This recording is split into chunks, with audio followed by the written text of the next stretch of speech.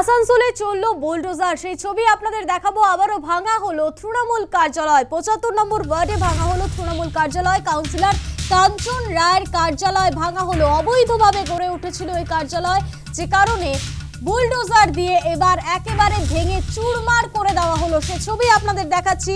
ভেঙে ফেলা হলো তৃণমূল কার্যালয়।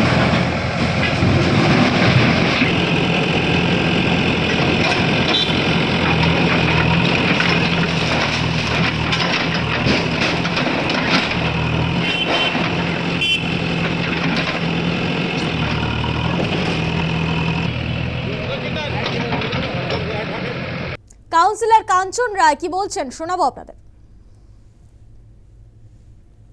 বহুত চিন্তা ভাবনা করে আমি এই অফিসটা নিজের হাতে বানানো। আমি চেয়েছিলাম মানুষের জনসেবা।